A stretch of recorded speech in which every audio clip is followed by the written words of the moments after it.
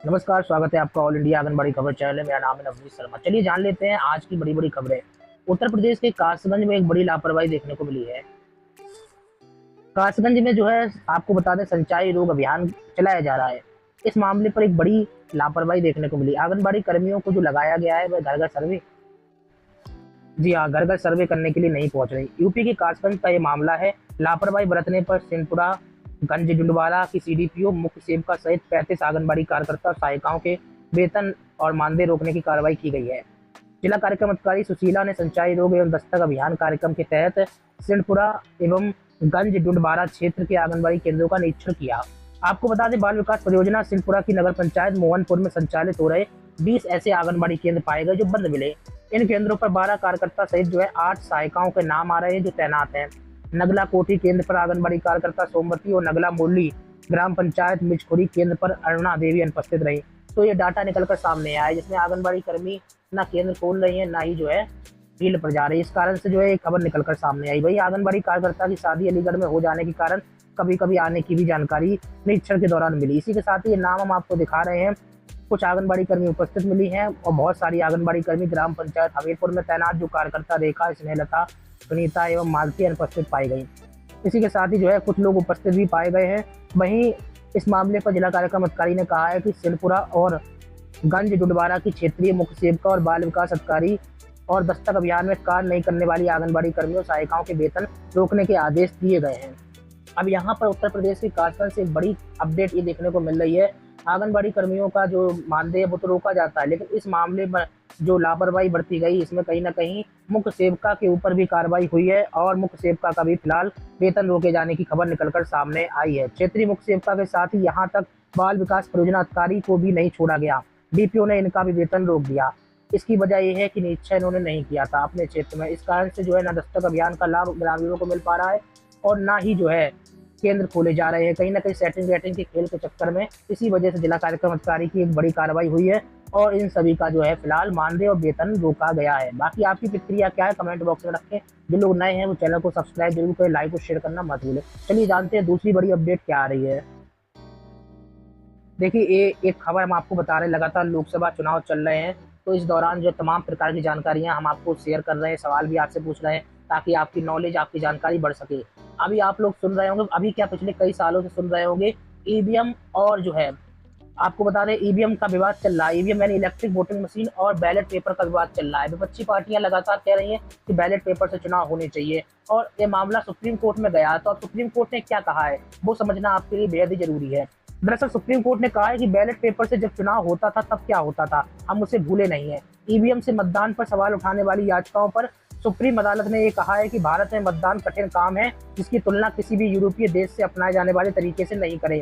मतदान की मौजूदा व्यवस्था पर सवाल उठाने वालों से कोर्ट ने कहा है कि व्यवस्था को ध्वस्त करने का प्रयास न करें और यह भी पूछा कि क्या 60 करोड़ वीवीपैट पर्चियों की गिनती होनी चाहिए। दरअसल विपक्षी दल जो है आपको बता दें लगातार मांग कर रहे हैं कि ईवीएम को हटाया जाए। ईवीएम के जरिए जो है मोदी सरकार वापसी कर लेती है और मांग की जा रही है कि फिर से बैलेट पेपर के जरिए चुनाव हो। इस मामले पर सुप्रीम कोर्ट ने साफ कर दिया कि बैलेट पेपर से चुनाव कराना आसान नहीं है। जब चुनाव होते थे तो बैलेट पेपर लोग बॉक्स होते थे लेकर भाग जाते थे और तमाम प्रकार की व्यवस्थाएं अव्यवस्थाओं में तब्दील हो जाती थी। इसी कारण से तय है कि ईवीएम जो है हटने वाला नहीं है।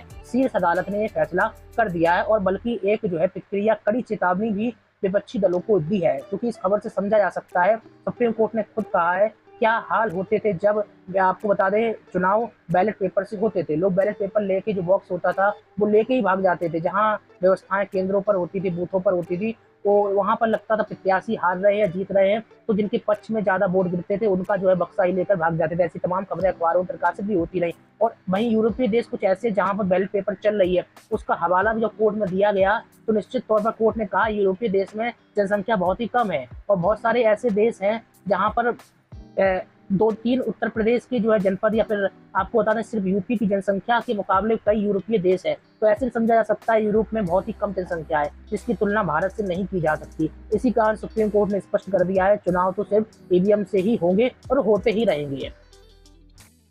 कमेंट बॉक्स में आप लोग जरूर बताइए कि अब कौन सी सत्ता आने वाली है 2024 में। क्या कांग्रेस वापसी करेगी? क्योंकि कांग्रेस के जो है नेता राहुल गांधी का एक बयान आ रहा है उन्होंने कहा है कि बीजेपी को 180 सीट मिलेंगी। अब जो रिपोर्ट आ रही है उसके हिसाब से बीजेपी को 150 सीट मिलेंगी, यानी कि 30 और कम हो गई हैं। हर राज्य में इंडिया गठबंधन को बढ़त मिल रही है। राहुल गांधी का यह बयान आ रहा है, इसको लेकर आपकी प्रतिक्रिया क्या है? क्या वाकई में सिर्फ 150 सीटें मिलने वाली हैं बीजेपी को? आपको बता दें, वही भारतीय जनता पार्टी और स्वयं प्रधानमंत्री नरेंद्र मोदी चिल्ला चिल्ला कर कह रहे हैं अब की बार 400 पार। तो क्या लगता है आपको? कमेंट बॉक्स में अपनी प्रतिक्रिया जरूर दें। वहीं आपको रामनवमी की सभी को बहुत बहुत शुभकामनाएं। और रामनवमी का जब पर्व है तो निश्चित तौर पर हम ये तस्वीर भी आपके सामने लाए हैं। सूर्य तिलक जो है आज अयोध्या में रामलला का किया गया। श्री रामलला का ये सूर्य तिलक आप देख रहे हैं, किस तरीके से सूर्य की जो सीधी किरणें हैं माथे पर सुशोभित होती हुई नजर आ रही है। तस्वीर के माध्यम से आप देख सकते हैं। चलिए अब जाते जाते उस खबर को भी हम आपको दिखा देना चाहते हैं जिसमें आंगनबाड़ी कर्मियों को लेकर आज से कुछ साल पहले जो है कहा गया था सुप्रीम कोर्ट के द्वारा, और इसके बाद जो है 2023 में भी जो है आंगनबाड़ी कर्मियों को लेकर हक में फैसला किया था सुप्रीम कोर्ट ने, और कहा था ग्रेच्युटी के आंगनबाड़ी कर्मी हकदार है। आंगनबाड़ी कार्यकर्ता और सहायिका, देखिए किस तरीके से खबर 2022-25 अप्रैल की है और आज 2 साल व्यतीत हो रहे हैं। तो ऐसे में जो है आपको बता दें 2023 में जब मामला हाईकोर्ट पहुंचा था तो सुप्रीम कोर्ट का हवाला दिया गया था। उसमें कहा गया था कि आंगनबाड़ी कर्मियों को ग्रेच्युटी दिया जाए, ग्रेच्युटी का लाभ मिलना चाहिए। सरकारें लगातार कोर्ट से कहती रही है ग्रेच्युटी अधिनियम का जो है पालन हम नहीं कर सकते, जिस पर जो सुप्रीम कोर्ट ने कहा था, देखिए क्या कहा था सुप्रीम कोर्ट ने, राष्ट्रीय खाद्य सुरक्षा कानून 2013 के प्रावधानों, शिक्षा का अधिकार कानून की धारा 11 के कारण आंगनबाड़ी केंद्रों भी जो है वैधानिक कर्तव्य पालन करते हुए और सरकार की विस्तारित इकाई बन गए हैं। और इस वजह से जो है सुप्रीम कोर्ट ने कहा था कि कार्यकर्ता हो या सहायिकाएं दोनों ही ग्रेच्युटी भुगतान अधिनियम 1972 के तहत हकदार है। न्यायाधीश अजय रस्तोगी और अभय एस ओका की पीठ ने कहा था। इस मामले पर गुजरात सहित तमाम सरकारों ने मौके पर जो है सुप्रीम कोर्ट का पालन किया और कहीं पर 1 लाख, 1.5 लाख, 2 लाख रुपए जो है दिए गए। बंगाल ने भी जो है सुप्रीम कोर्ट के आदेश का पालन किया, लेकिन उत्तर प्रदेश और जैसे कई राज्यों ने आपको बता दें सुप्रीम कोर्ट के निर्देशों का पालन नहीं किया।